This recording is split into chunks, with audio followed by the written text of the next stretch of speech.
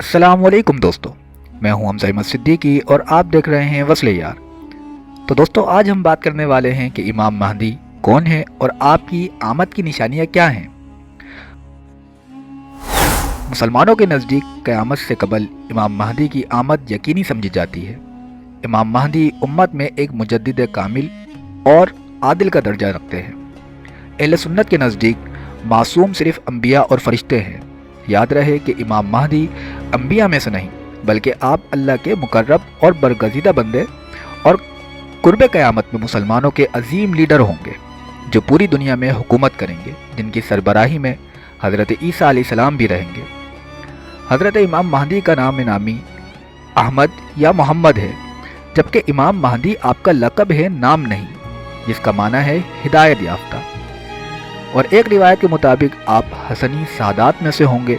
आपका नाम मोहम्मद, वालिद का नाम अब्दुल्ला और वालदा का नाम आमना होगा। इसी तरह एक और रिवायत मिलती है कि आप वालिद की तरफ से हसनी और वालदा की तरफ से हुसैनी सैयद होंगे। इस बात की तायद अबू दाऊद की एक रिवायत करती है, हज़रत अली ने फरमाया, ये मेरा बेटा हसन, जैसा कि रसूलुल्लाह सल्लल्लाहु अलैहि वसल्लम ने इसके बारे में फरमाया, सरदार है। अनकरीब इसकी पुश्त से एक शख्स पैदा होगा, वो इखलाक और आदात में हुजूर के मुशाबे होगा, लेकिन ज़ाहिरी शक्ल सूरत में आपके मुशाबे नहीं होगा। फिर हज़रत अली ने फरमाया, वो ज़मीन को अदलो इंसाफ से भर देगा। अबू दाऊद की एक और रिवायत इमाम महदी के हालात बयान करती है, जिसके रावी हज़रत अबू सईद खुदरी हैं। वो फरमाते हैं कि नबी करीम सल्लल्लाहु अलैहि वसल्लम ने फरमाया, महदी मेरी औलाद में से होंगे, रोशन और कुशादा पेशानी और ऊंची नाक वाले। वो रुए ज़मीन को अदलो इंसाफ से भर देंगे, जिस तरह वो जुल्म सितम से बरी हुई थी। वो 7 बरस तक ज़मीन पर इक़्तिदार में रहेंगे।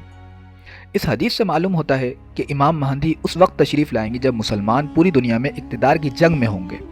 हर तरफ कुफ्र का दरिया बह रहा होगा और मुसलमानों की कई मेहनत और कुर्बानियों के बावजूद वो अपना असल मकसद हासिल नहीं कर सकेंगे। तो अल्लाह ताला इमाम महदी को मबूस करेगा, जो मुसलमानों को चंद सालों में वो सब कुछ अता करेंगे जो मुसलमानों से ना हो सकेगा। इमाम महदी पहले से पैदा नहीं हुए हैं, इनकी पैदाइश आम इंसानों की तरह होगी। आप 40 साल की उम्र में उम्मत मुस्लिमा इनको अपना कायद मानेगी और मुसलमान इनके हाथ पर बैत करके आलमी सतह पर कुफ्र के ख़िलाफ़ जिहाद शुरू करेंगे, जिसका इख्तिताम आलमी खिलाफत इस्लामी के क़याम पर होगा। अब बात करें हम आपके आने की निशानियों की, तो मुख्तलिफ अहादीस में आपकी निशानियां जिक्र की गई हैं, जिसमें मशहूर हदीस मुस्लिम शरीफ की है कि जाबिर बिन अब्दुल्ला रिवायत करते हैं कि नबी करीम सल्लल्लाहु अलैहि वसल्लम ने फरमाया, वो वक्त करीब है जब इराक़ वालों के पास रुपए और गल्ले आने पर पाबंदी लगा दी जाएगी। नबी करीम सल्लल्लाहु अलैहि वसल्लम से पूछा गया, ये पाबंदी किसकी जानिब से होगी?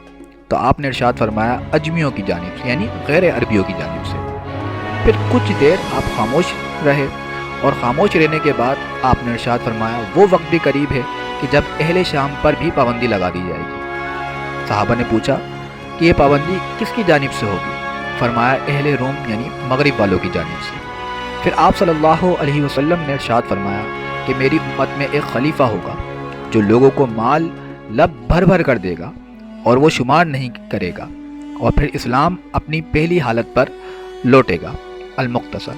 इसी तरह इमाम महदी अलैहिस्सलाम की आमद से कबल ज़लज़ले कसरत से होंगे। बाज़ औक़ात हम आजकल के ज़लज़लों को देखते हैं तो समझते हैं कि शायद ये वही निशानी है जो आमद इमाम महदी की है। इसी तरह आपकी आमद की ये भी निशानी है कि एक दिन सूरज मगरिब से तुलू होगा और मशरिक़ की तरफ से एक बड़ा रोशन सितारा बहुत लंबी दुम वाला तुलू होगा। दुनिया देर तक इसको देखेगी। इसी तरह इमाम महदी अलैहिस्सलाम की आमद से कबल रमज़ानुल मुबारक की पहली तारीख को सूरज ग्रहण होगा और एक ही रमज़ान में 2 बार 4 ग्रहण होंगे, और ये वाक़या इससे कबल कभी नहीं हुआ होगा। इसी तरह जिस साल हज के मौके पर सैयदना इमाम महदी अलैहिस्सलाम का ज़ुहूर होगा, इस हज पर मना के मैदान में बहुत बड़ी जंग होगी। कबाइल के दरमियान मकातिला से बहुत ज़्यादा खून खराबा और तबाही होगी। इसके बाद लोग अपनी पनाह गाह ढूंढेंगे कि किसी के दामन में पनाह मिल जाए। बस वो पनाह गाह हज़रत इमाम महदी अलैहिस्सलाम को बनाया गया है। इस जंग में इमाम महदी भी शामिल होंगे। جو چھپنے کی غرض سے مقام ابراہیم پر آ پہنچیں گے تو غیب سے ایک ندا آئے گی جو امام مہدی کو پکارے گی۔ اس طرح تمام لوگ آپ کی امامت کو پہچان جائیں گے۔ یہ ندا پوری دنیا کے لوگ کئی دیر تک سن سکیں گے۔ جب حضرت امام مہدی علیہ السلام کا ظہور ہوگا تو سفیانی نامی ایک شخص جس کا تعلق بدبخت اور ملعون یزید کے قبیلے سے ہوگا، وہ ملک شام کے علاقے میں بہت بڑا مقاتلہ یعنی جنگ کرے گا، جو کوفہ اور عراق کی سرزمین تک بہت سارے شہروں کے تقریباً 1,00,000 افراد کو قتل کر دے گا۔ بعد از سفیانی گروہ سے بدلہ لینے کے لیے مشرق کی سرزمین سے حدیث کے مطابق سیاہ رنگ کے جھنڈے لے کر لشکر نکلیں گے۔ حضور نبی کریم صلی اللہ علیہ وسلم اکثر غزوات میں جو جھنڈا استعمال فرماتے اس کا رنگ بھی سیاہ ہوتا تھا، اور جنگ کرتے کرتے آگے بڑھیں گے۔ اس لشکر کی قیادت بنو تمیم کا ایک شخص شعیب بن صالح التمیمی کر رہے ہوں گے۔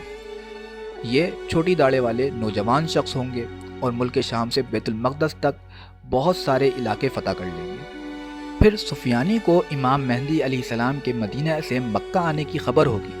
وہ ایک بہت بڑے لشکر کو آپ کو گرفتار کرنے کی غرض سے بھیجے گا۔ مکہ اور مدینہ کے درمیان مقام بیدہ یعنی چٹیل میدان پر زمین پھٹے گی اور اس کا سارا لشکر تباہ ہو جائے گا۔ 20 حدیثوں میں امام مہدی علیہ السلام کے ظہور سے قبل مقام بیدہ پر زمین پھٹنے کی اور سفیانی لشکر کے تباہ ہونے کا ذکر موجود ہے۔ بعض علماء فرماتے ہیں کہ یہ واقعہ صحابہ کے دور میں ہو چکا ہے۔ یہ واقعہ سن کر شام سے قافلے مکے کی جانب چل پڑیں گے اور پوری دنیا سے 40 ابدال اور سرزمین عراق کے کل اولیاء بھی مکے کی جانب چل پڑیں گے اور مکہ میں امام مہدی علیہ السلام کے ہاتھ پر بیعت کریں گے۔ پھر امام مہدی علیہ السلام کے ایک بھائی ہوں گے جو ایک روایت کے مطابق آپ کے باپ کی طرف سے ہوں گے اور دوسری روایت کے مطابق آپ کے چچا زاد بھائی ہوں گے جنہیں ہاشمی کہا جائے گا۔